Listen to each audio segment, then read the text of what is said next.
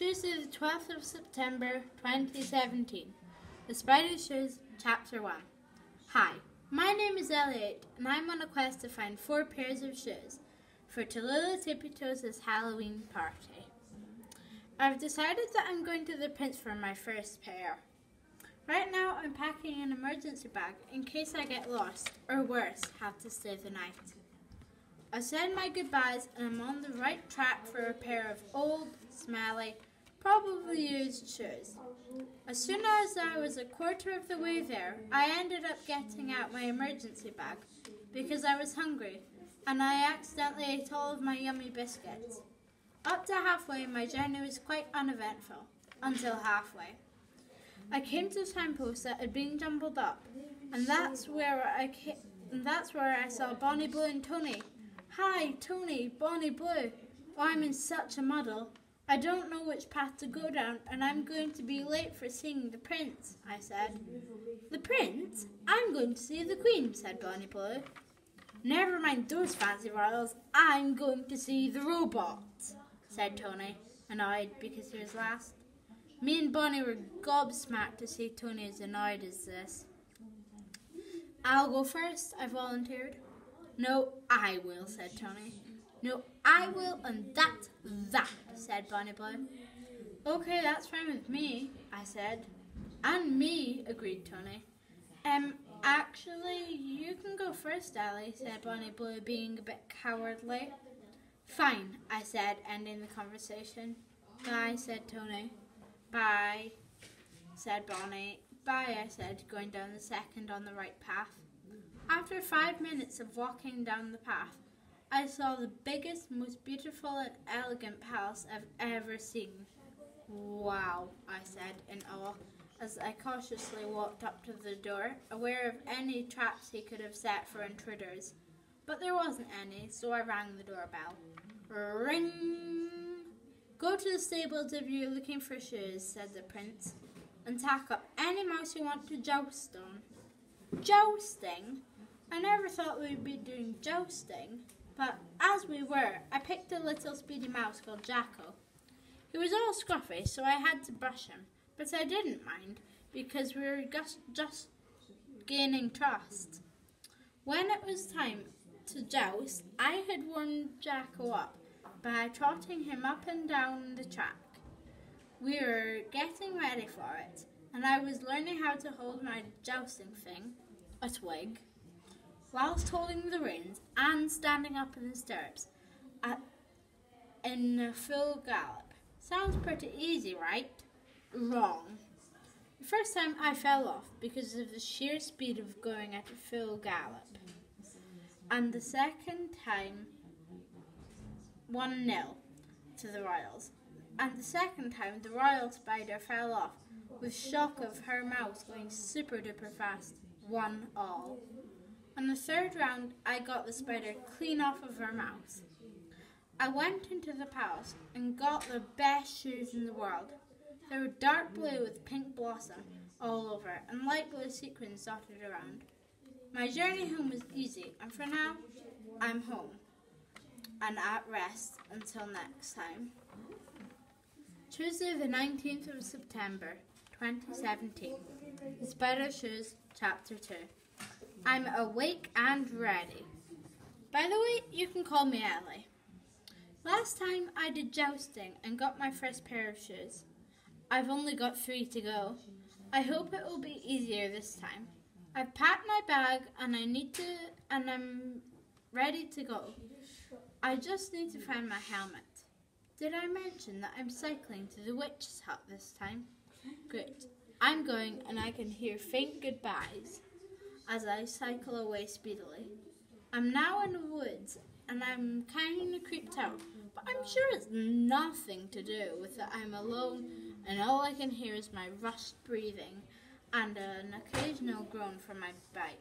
I feel like it might break down soon. Right again. As soon as I got to the river, my wheel starts to shudder and I slam on the brakes. Just in time too. The front wheel comes wobbling off. Okay, I can take a taxi from here anyway, I whisper to myself. Somehow reassures me. I stick my thumb out before I see a taxi rolling by, and it slows to a halt. Thank goodness they notice me. They roll down the window and reveals who they are. Terry? I'm kind of relieved and confused at the same time. Why would you be driving a taxi? Well, anyway, to the weird signpost, I say confidently. Okay then, Miss Ellie, I say. Okay then, Miss Ellie, Terry says.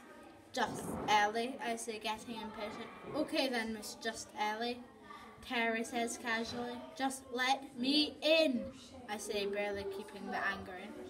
The door makes a click as it unlocks, and I open and slam it as hard as I can, which isn't that hard, me being a tiny spider and all.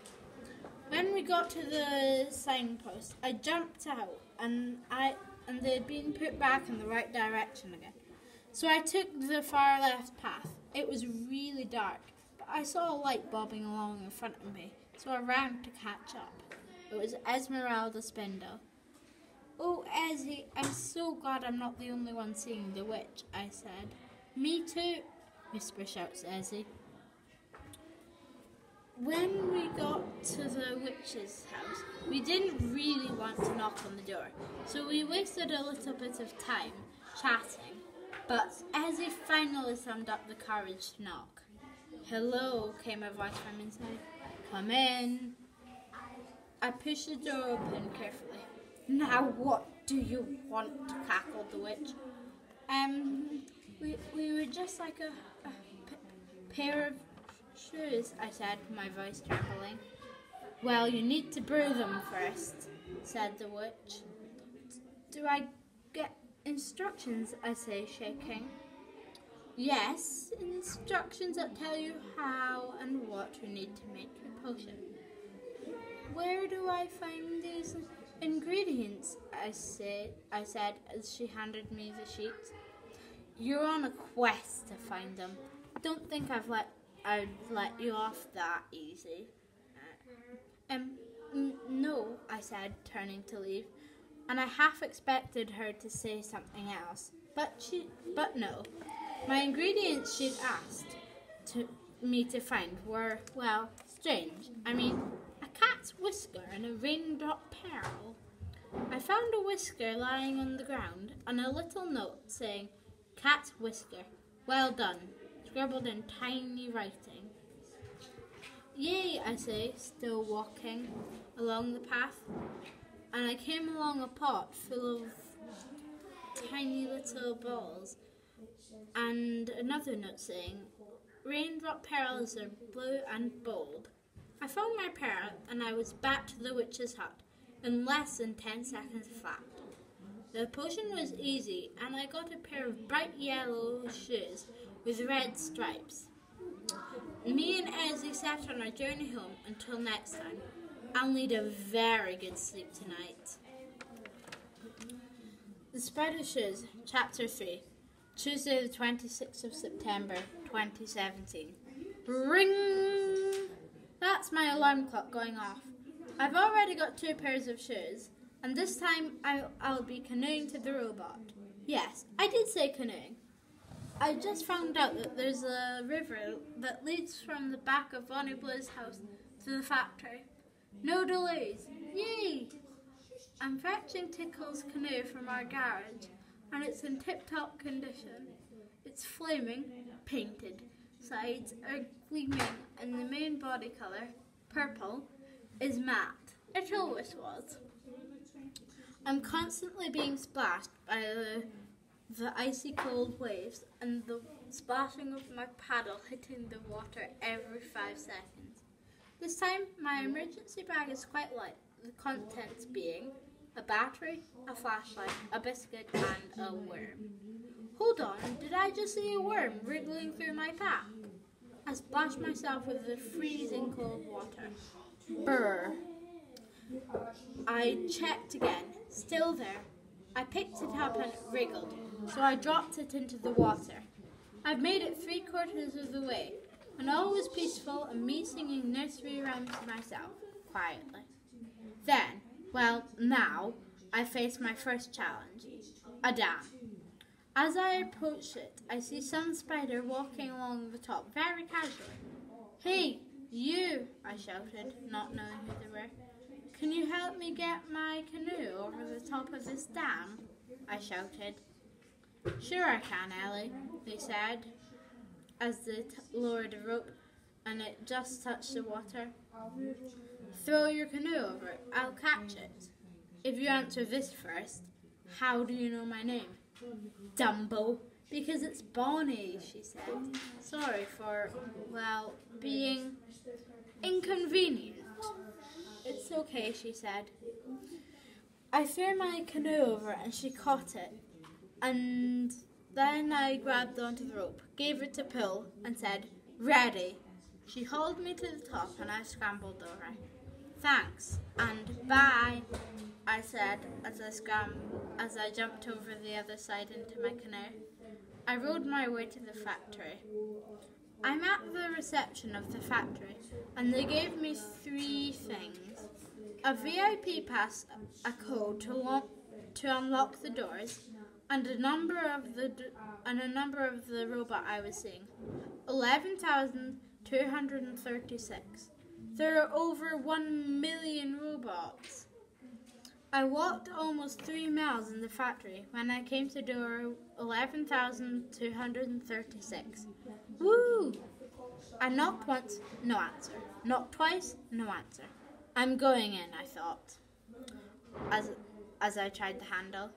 As I know from movies, robots never leave their doors locked. Looks like I'm home alone. I go into a room that looked like a living room, but much, well, robotier. Instead of having a nice family photo on the mantelpiece and some shells from the beach, they had nuts and bolts and what looked like an old used battery. Not the sort of things you would want to see on a normal mantelpiece, are they? Look, over there. I saw a pair of shoes. They're probably the ugliest shoes in the world, but they'll do. They're grey with black dots and bolts for the small heels. I snuck back through the factory and canoed back home. The dam? Well, I went around it. See you on my next adventure. Tuesday, the 3rd of October, 2017. The Spider Shoes, Chapter 4. "Ah!" I screamed as I got battered by pillows. If you don't already know, I'm having a pillow fight at my pajama party. "What?" Bonnie Blue shouted. She wasn't angry with me or anything. It's just because the music is really loud. I saw my chance. I lunged forward at her and hit her right in the face. "Oof," shouted Terry from the sidelines. "Nice one," Joe Buzz shouted. We're all going on different paths apart from me and Terry. We're going to the giant. I'm going on Molly Mouse, who's my mouse. I've saddled her up and we're ready to go. I'm riding through the woodland path when a light beamed down on me. "Hello?" I said. I thought it was an alien abduction until a voice said, "It's Terry. I'm going to drop a rope down and you need to ride Molly into it and I'll haul it up." "Okay," I said, unsure if he could even pull me up. Never mind a mouse too. But he did, so yes, I guess. "Oh, and I forgot to say I'm going to the giant," I said. "Oh, yeah, I forgot you're at my party too," I said awkwardly. Excuse me, I'm offended," said Terry, feeling offended. Here we are, landed outside of Jack's house, and we secretly sneak under the rope that goes around the beanstalk. The story took place here over 1,000 years ago. It's now a visitor attraction. I climb up a bit and look down to check that Terry was climbing up, and he was, so I kept on going. We were halfway up, and I didn't dare to look down. Here we are, I thought to myself, in the clouds. I was cautious in case I would just fall through, but the clouds stayed as a solid. I walked on ahead and under a double door of a magnificent castle. Maid, I heard a male voice boom across the whole castle. Boom, boom, boom, boom. Those were the footsteps of the maid, I guessed. But why did they stop? Oh, that's why. She'd spotted me, and she put her hand on the ground for me to crawl onto. And I did. For a moment, I thought she was going to squish me or put me in a jar. But instead, she put me in a shoe basket. Oh, it kinda stinked of sweaty giant's feet. Alright, but that didn't stop me from rummaging around. And there they were. They looked like a pair of fairy shoes. I still took them. Then I scrambled out the top and gave the maid a thumbs up. Luckily, giants don't talk much, otherwise I wouldn't know what to say. She sprinted all the way down to my house, and then she settled me down. Thanks, I said. I thought it was a pretty weak thing to say. Now I've got 4 pairs of shoes. I need to pick out a dress for Tallulah Tippito's party now. See you next time. Tuesday the 31st of October 2017. The Spider shows the party. Okay, hi. Sorry for such an awkward start, but I'm in the middle of picking out a dress for Tallulah Tippito's Halloween party. Just happens to be today, Halloween. The party is taking place at a haunted mansion in the deep, dark and scary part of the woods. And to make matters even worse, I'm going by bus, because Tickles had made everyone in the house use bus to be more eco-friendly. I've picked out my dress, and it's red with a nice multicolored string round the middle. Now I'm on the bus to the last bus stop. Wait, who's that? Somebody is running along the pavement, and I think that they might be going to the party too. That's when I realised that it was Penny Pigtails, and she was running fast. Now that she's holding up a sign that looked like "Stop the bus." As quick as a flash, I pushed the stop button, and the bus slowed to a halt. And I said, "Open the doors." "Are you crazy, miss?" he asked meanly. "No, just do it," I commanded. "Whatever you say then, miss."